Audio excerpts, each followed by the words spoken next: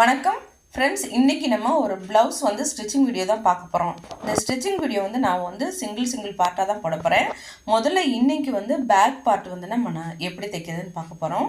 இதுக்கு முன்னாடியே இதோட கட்டிங் வீடியோ நான் போட்டிருக்கேன். நீங்கள் பார்க்காதவங்க மேலே ஐகார்டில் வரும் பாருங்கள், இல்லைனா கீழே டெஸ்கிரிப்ஷனில் லிங்க் தரேன், அதை கூட நீங்கள் டச் பண்ணி பார்த்துக்கோங்க.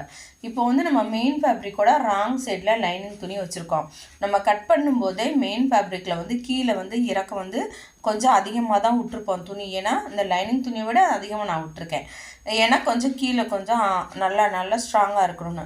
அதனால் முதல்ல நம்ம மெயின் ஃபேப்ரிக்கை மட்டும் ஃபஸ்ட்டு ஒரு தடவை மடித்து ஒரு தையல் போட்டுக்கிறோம். லைனிங் துணி தையல் போட வேணாம், அது தனியாக தான் இருக்குது பாருங்கள்.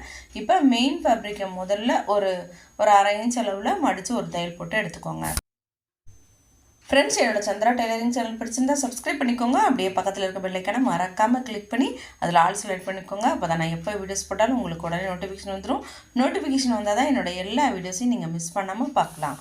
இந்த வீடியோ பிடிச்சிருந்தா ஒரு லைக் கொடுத்துருங்க. இப்போ நம்ம மெயின் ஃபேப்ரிக் மட்டும் கீழே மடிச்சு வச்சுருக்கோம். இப்போ அது அப்படியே இருக்கட்டும். இப்போ சுற்றியுமே நம்ம தையல் முதல்ல போட்டுக்கலாம்.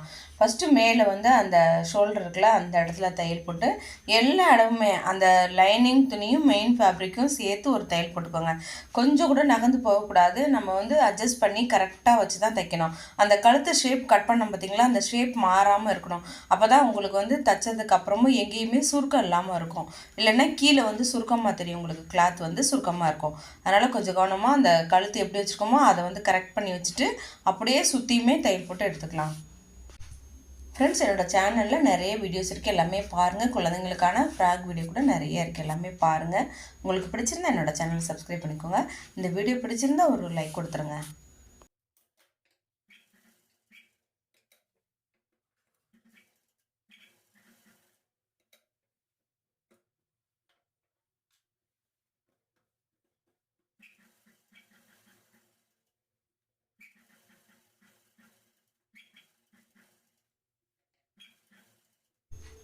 இப்போ நம்ம சுற்றியுமே தையல் போட்டு எடுத்துட்டோம். இப்போ கீழே மட்டும்தான் தைக்காமல் இருக்கும். இப்போ கரெக்டாக எடுத்து விட்டுக்கோங்க. அட்ஜஸ்ட் பண்ணி விட்டதுக்கப்புறமா இப்போ கீழே எவ்வளோ தூரம் நம்ம மடித்து தைக்கிறதுக்காக லைன் கொடுத்துருக்கோம் பாருங்கள், அந்த அளவுக்கு மடித்து அப்படியே ஒரு தையல் போட்டுக்கோங்க. இது கீழே நம்ம கொஞ்சம் நல்லாவே ஸ்ட்ராங்காக நல்லா ஸ்டிப்பாக நிற்கும். அதுக்காக தான் நம்ம இந்த அளவுக்கு நம்ம தைக்கிறோம். மடித்து அப்படியே ஒரு தையல் போட்டுக்கோங்க. இப்போ உங்களுக்கு கொஞ்சம் நல்லாவே இருக்கும். உங்களுக்கு ப்ளவுஸ் போடும்போது ரொம்ப நீட்டாக இருக்கும். பின்னாடி நல்லா ஸ்டிப்பாக நிற்கும். அதுக்காக தான் நம்ம இவ்வளோ தூரம் மடித்து தையல் போடணும்.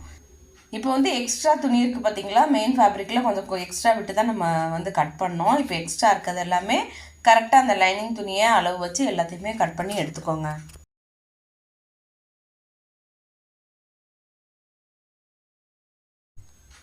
இப்போ நம்ம பேக் சைடு டாட் பிடிக்க போகிறோம். டாட் அந்த ஷோல்டரோட சென்டரில் அப்படியே ஒரு லைன் போட்டுக்கோங்க. லைன் போட்டுட்டு இந்த இடத்துல உங்கள் அளவு ப்ளவுஸில் எவ்வளோ தூரம் இருக்கோ, அந்த டாட்டோட அளவு எவ்வளோ இருக்கோ அந்த அளவு மார்க் பண்ணிக்கோங்க.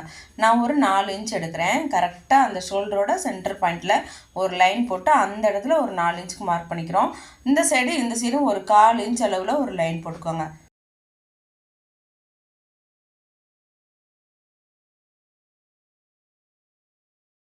இப்போ நம்ம லைன் போட்டதை அப்படியே கரெக்டாக ஸ்ட்ரைட்டாக பிடிச்சிட்டு கிராஸாக ஒரு தையல் போட்டுக்கலாம். கீழே ஒரு 1/4 இன்ச்லேருந்து ஸ்டார்ட் பண்ணி அப்படியே ஷார்ப்பாக கொண்டு போய்க்கணும். அந்த 4 இன்ச்சு மார்க் பண்ணியிருக்கோம்ல, அந்த மார்க் பண்ண வரைக்கும் அப்படியே கொண்டு போயிருங்க.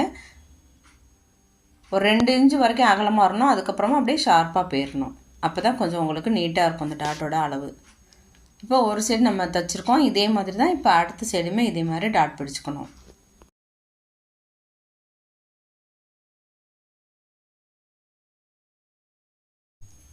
இப்போ டாட் பிடிச்சதுக்கப்புறமா எக்ஸ்ட்ரா இருக்க அந்த லைனிங் துணி எல்லாமே நம்ம கட் பண்ணி எடுத்துக்கலாம். எடுத்ததுக்கப்புறம் பார்க்கலாம்.